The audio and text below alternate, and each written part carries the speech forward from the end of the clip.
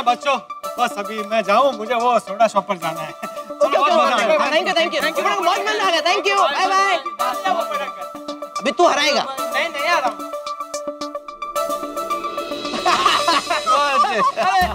एक और मजा आ गया यार, सुब्रमण्यम भैया। एक बार एक आदमी ने अपना मुंह निकाला और अपनी वाइफ से बोला कि मैं तुमसे 10 साल छोटा लगता हूँ। तो उसका वाइफ बोला अगर तुम सर गंजा कर लेते तो 10 साल के बच्चे लगते। क्या बात है यार भैया, जोक पे जोक सुनाया जा रहा है, क्या बढ़िया जोक सुनाया। सही बात है भाई, हमारी सोडा पार्टी का मतलब ही यही है कि पूरे दिन की थकान और टेंशन भूल कर शाम को सोडा पिए और हंसी मजाक करें। सही बात है। अपना पप्पू भी आइए माशा आइए। भाई अब्दुल, पोपटलाल के लिए सोडा बनाओ भाई। हाँ बनाता हूँ। थैंक यू बेटे। भाई मैंने तो सुना आज तुम दोनों के बीच में झगड़ा हो गया था। झगड़ा हुआ था मेहता साहब, और मिट भी गया। हाँ मतलब हम लोग का झगड़ा बिल्कुल सोडे की तरह था। जैसे ही बोतल खोली फस फस फस बाहर आया, बाद में सब शांत हो गया। पोपट भाई ले लीजिए आपके लिए स्पेशल मांडोली सोडा। बहुत बढ़िया। मांडोली समझौता, कॉम्प्रोमाइज है यार, कॉम्प्रोमाइज सोडा।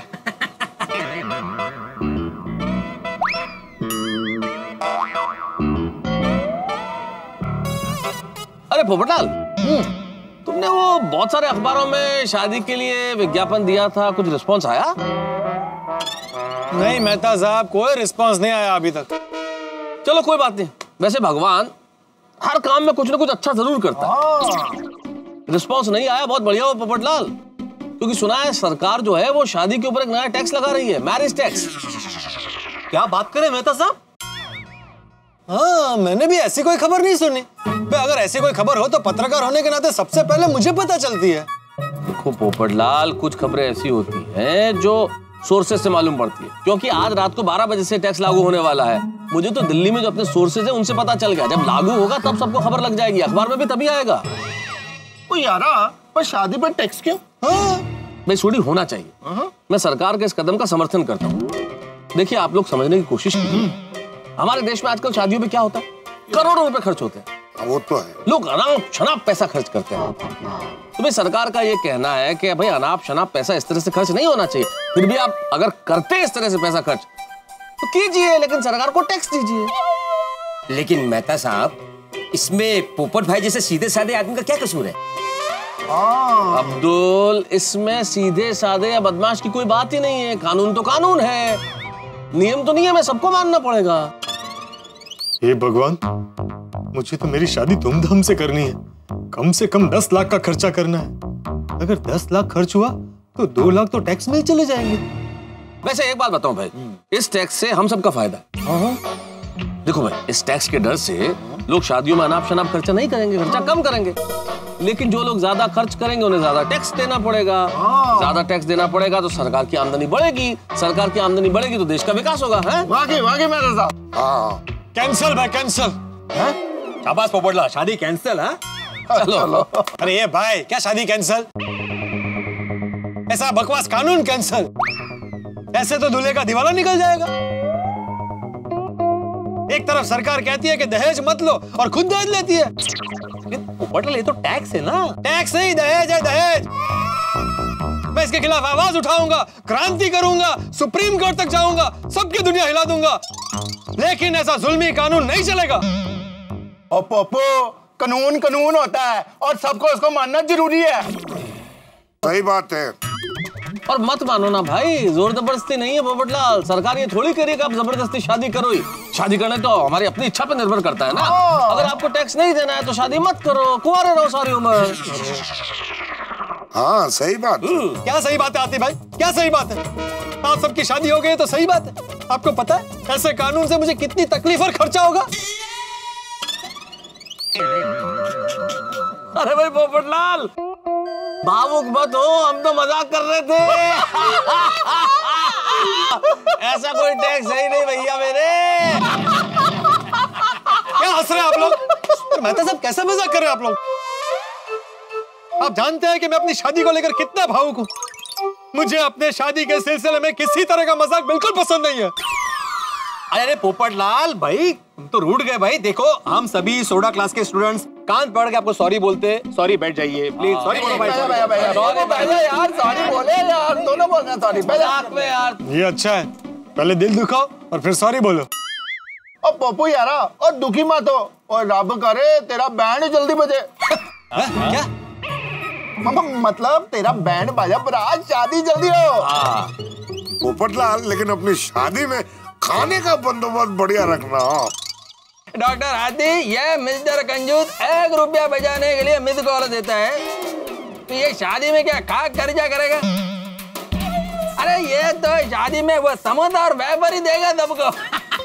यार भाई, ये तो अखबार भी सोसाइटी का पढ़ता है। बेड़ा, तुम फिर अखबार के नाम पर मुझे तंज कस रहे हो। अरे भाई पोपटलाल रहने दो, भिड़े का मंतव्य ये नहीं था, जनरली क्या था उसने ना बेटा। तो क्या जनरली होता है ऐसे? ओ पप्पू, ओ तेनू पता है ना, ओ शानदार वधिया शादी के लिए लाखों रुपया लगता है। जानता हूँ सोडी, जानता हूँ। बूंद बूंद से समंदर बनता है। मैंने पूरी जिंदगी 1-1 रुपया जोड़कर बचत करके पूरे 15 लाख रुपए जमा किए मेरी शादी के लिए। क्या? 15 लाख रुपया? 15 लाख? और यही नहीं, अपनी होने वाली पत्नी के लिए 30 तोले सोने के गहने भी बनवा कर रखे हैं। 30 तोला सोना? क्या बोला? 30 तोला? 30 तोला? 15 लाख? पोपट भाई, आप मजाक कर रहे हो ना? मजाक नहीं अब्दुल मियाँ, मेरी सारी बचत मेरी शादी और मेरी होने वाली पत्नी के लिए है। मैं भले ही 1-1 रुपया बचाऊं, लेकिन शादी के मामले में नो कॉम्प्रोमाइज। आप सब देखिएगा, जब भी मेरी शादी होगी ना, धूमधाम से होगी, लाखों रुपए खर्चा करूंगा।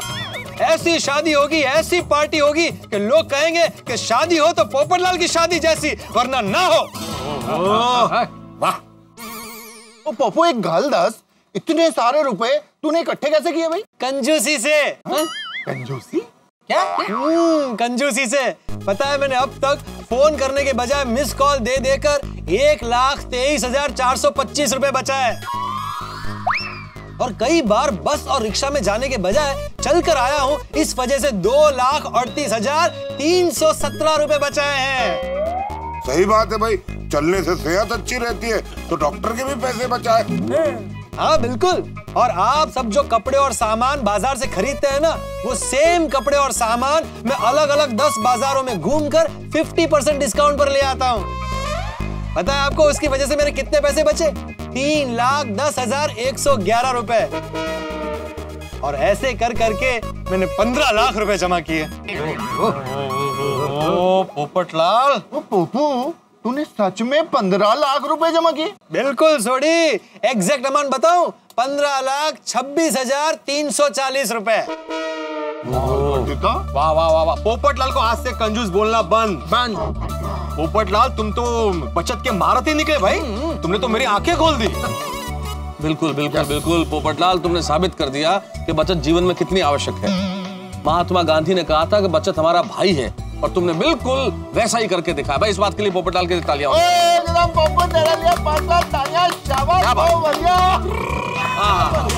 क्या बात। Thank you.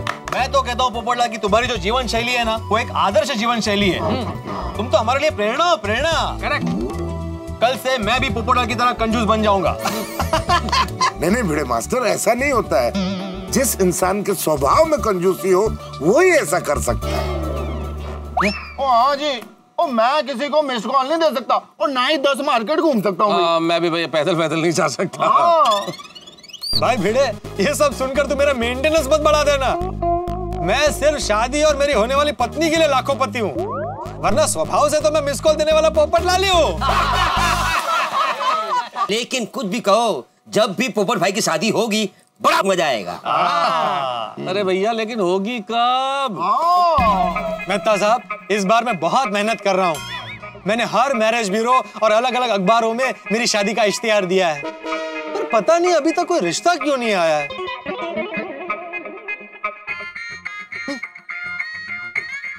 अरे ये तो अननोन नंबर है। पोपटलाल, पक्का ये तुम्हारे रिश्ते के लिए फोन होगा। वो स्पीकर पे रख, ओ हमको तेरी शादी की बात करनी है। हाँ लेकिन सब शांति से सुनना भाई। तू चुप रहना भाई। हेलो, अंतरराष्ट्रीय अखबार तूफान एक्सप्रेस का वरिष्ठ युवा पत्रकार पोपटलाल हियर। गोल्डन को वापस ले लिया? गोल्डन क्रो अवार्ड विनर अंतरराष्ट्रीय अखबार तूफान एक्सप्रेस का वरिष्ठ युवा पत्रकार पोपटलाल हियर। हाँ पोपटलाल जी, आपने अखबार में शादी का इश्तिहार दिया है ना? हाँ मैंने दिया। लगता है लड़की के पिताजी है। मेरा नाम वसंत है। अच्छा, पाइलागो वसंत जी। पोपटलाल जी, मैं एक गरीब इंसान हूँ, एक कंपनी में क्लर्क हूँ। बेचारा लड़की का बाप पहले से ही क्लियर कर रहा है, लड़का लालची हो तो पहले ही मना कर दे। अरे वसंत जी, रिश्तेदारी में अमीरी गरीबी ऐसा कुछ नहीं होता है। अमीर गरीब होने से कोई फर्क नहीं पड़ता, रिश्ता बड़ा होता है, इंसानियत बड़ी होती है। आप बेझिझक होकर बात कीजिए। वाह वाह वाह पोपटलाल जी, आप कितने समझदार हैं, आपके विचार कितने ऊंचे हैं। आपकी बातें सुनकर तो मुझे राहत मिल गई। हाँ, मैं तो ये सोच रहा था कि शादी होगी भी या नहीं। होगी, बिल्कुल होगी। अरे समझ लीजिए हो गई। वैसे नाम क्या है? पोपटलाल जी, नाम तो बताया ना मैंने, वसंत। नहीं आपका नहीं, आपकी बेटी का। बेटी? अरे मेरी तो शादी ही नहीं हुई है, मैं तो कुंवारा हूँ, बेटी कहाँ से आएगी? तो फिर आपने मुझे फोन क्यों किया है? वो क्या है ना पोपटलाल जी, मुझे भी शादी करनी है, पर मैं एक गरीब इंसान हूँ, इसलिए मैं आपकी तरह अखबारों में इश्तिहार नहीं दे सकता। आपकी ऐड देखकर तो आपको बहुत से रिश्ते आते होंगे, उसमें से कोई रिश्ते आप रिजेक्ट कर देते होंगे या लड़की वाले आपको रिजेक्ट कर दे। तो उस रिश्ते के बारे में आप मुझे जरूर बताइए, शायद वो रिश्ता मेरे भाग्य में हो।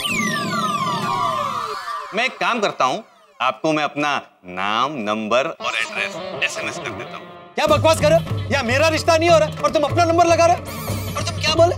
कोई लड़की वाले मुझे रिजेक्ट कर दे, ऐसा? सॉरी पोपट भाई। अरे क्या सॉरी? खबरदार आगे से मुझे फोन किया तो फोन रखो। कहाँ से चले आते? कमाल था बंदा, पप्पू को लड़की मिल नहीं रही है और वो बंदा कह रहा पप्पू मेरे को एक लड़की ढूंढ दे। फोन भी आया तो कैसे? Sorry Popatlal, sorry. देखो भाई, चिंता मत करो पोपटलाल, बिल्कुल टेंशन मत लो। ये जो तुमने इश्तिहार दिया इसका जरूर फायदा होगा। बिल्कुल। अरे क्या फायदा होगा मेहता साहब, कितने दिन हो गए इश्तिहार देकर, एक रिश्ता नहीं आया। टाइम और पैसा दोनों बर्बाद हो गए। इससे तो अच्छा था कि मैं इश्तिहार ही नहीं देता। सुनिए, आज दोपहर को पोपट भाई के लिए एक रिश्ता आया था, लड़की के पिताजी लेके आए थे। अच्छा, क्या गल कर रहे हैं? क्या आज मेरे लिए रिश्ता आया था?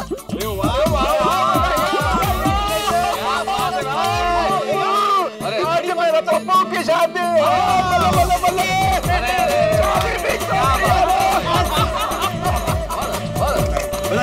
अरे एक मिनट भाई, क्या बधाई दो भाई, इतनी बड़ी बात तो मुझे अभी बता रहा है। वो लड़की वालों ने किसी को भी बताने के लिए मना किया था।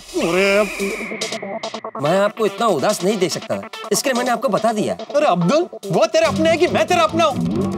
मैंने तुझसे कहा था ना कि उनको मान सम्मान के साथ मेरे घर पर ले आना। सॉरी, लेकिन उनको आपसे नहीं मिलना था।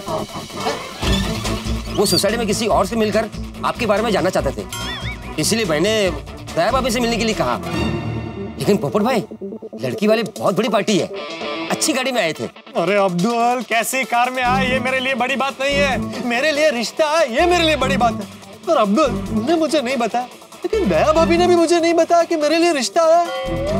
दया भाभी ने मेरे साथ ऐसा किया। दया भाभी, तो रुकेगा ही नहीं यार। अरे भाई, पर ये तो अंदर जाके दया भाभी का सर घुमा देगा। अभी हमें उसे संभालना पड़ेगा। चलो जाओ संभालो जल्दी। हम लोग क्लब हाउस जा रहे हैं कैरम खेलने। चलो। दया भाभी, ऐसा क्यों किया दया भाभी आपने मेरे साथ? पोपट भाई क्या हुआ? आप जरा शांत हो जाइए। अरे कैसे शांत हो जाऊं? आपसे ये उम्मीद नहीं थी, आपने मेरे साथ ऐसा किया। ऐसा क्या हो गया पोपट भाई? ऐसा मैंने क्या कर दिया? दया भाभी, आज मेरे रिश्ते की बात करने लड़की वाले आपके घर आए थे। हाँ। दया भाभी, आप मेरे लिए मेरी सगी बहन से बढ़कर हैं। मेरे लिए आप सब कुछ हैं। मेरे जीवन में गोकुल धाम का और खासकर उसमें आपका स्थान सबसे ऊंचा है, और आपने इतनी बड़ी बात मुझे नहीं बताई। पोपट भाई मेरी बात तो सुनिए। अरे क्या सुनूं दया भाभी, यहाँ मेरी पूरी दुनिया हिल गई है। यहाँ मैं रोज शादी कर रहा हूँ, रोज इतने अलग अलग अखबारों में इश्तिहार दे रहा हूँ, और आज वही इश्तिहार पढ़कर कोई मुझे देखने आया और आपने मेरी शादी की बात ही मुझे नहीं बताई। पोपट चुप हो जा, पहले बहू की मजबूरी तो सुन ले। हाँ पोपट भाई, सही बात है भाई, पोपटलाल सुन तो लो। पोपट भाई आप मेरे लिए सुंदर हीरा जैसे ही हो। तो फिर लड़के वालों की बात मुझे क्यों नहीं बताई? पोपट भाई लड़की वालों की इच्छा थी कि जब तक ये बात रिश्ते की तरफ आगे ना बढ़े तब तक ये बात आपको या किसी और को भी हम ना बताएं। हाँ अच्छा, ओहो ये बात थी, समझे पोपटलाल? भाई हर बात के पीछे कोई वजह होती है, तुम यूं ही भड़कना शुरू कर देते हो। सही बात है पोपटलाल। हाँ पोपट भाई, ये बात आपसे छुपाना मुझे अच्छा नहीं लग रहा था, पर क्या करूं, मैं मजबूर थी। पोपट भाई उन्होंने हाथ जोड़ के विनती की थी कि हम उनका भरोसा ना तोड़ें, तो ऐसे में हम उनका भरोसा कैसे तोड़ सकते हैं? लेकिन मेरे भरोसे का क्या? मैंने इतने सालों से अपनी शादी के लिए आप सब पर जो भरोसा रखा है उसका क्या? ए डिब्बे मेरी बात सुन, सभी माँ बाप जब तक अपनी बेटी का रिश्ता लड़के के साथ पूरी तरह से तय नहीं कर देते तब तक सभी बातें सभी को नहीं बताते, समझा? हाँ पोपट भाई। हाँ पोपट भाई, समझने की कोशिश कीजिए। अगर उनकी जगह मैं होता तो मैं भी यही करता, ढोल बजाकर सबको बताने थोड़ी आता। बिल्कुल बिल्कुल सही कह रहे हो, यही होता है, ऐसा ही होता है पोपटलाल। पोपट भाई सॉरी। लेकिन एक बात बता पोपट, तुझे ये बात पता कैसे चली? नहीं, हमने नहीं बोला है कुछ भी। हमने नहीं दया भाभी, मैंने कुछ नहीं बताया है। दया भाभी सॉरी, पोपट भाई को मैंने बताया। अब बता के क्या फायदा? लड़की वाले मुझे देखने आए और मैं ही उन्हें नहीं मिल पाया। अरे तू मिला था। मैं? कब? ए डिब्बे, आज हमारे घर पे जो विश्वजीत जी आए थे वो मेरे दोस्त नहीं थे। हाँ। वही लड़की के पिताजी थे जो तेरी जानकारी लेने आए थे। क्या? कर भला हो भला। चाचा जी भला करना चाहिए, लेकिन भला करने से भला ही होता है ये जरूरी नहीं है। देखो बेटा, हमारा काम है भला करना, बाकी जो भाग्य में होता है वो मिलता है।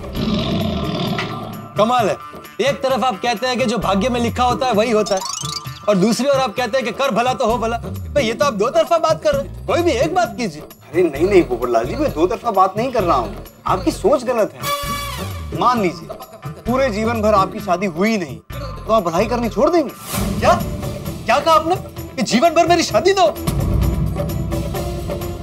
चाचा जी ये आपके दोस्त है कि मेरे दुश्मन?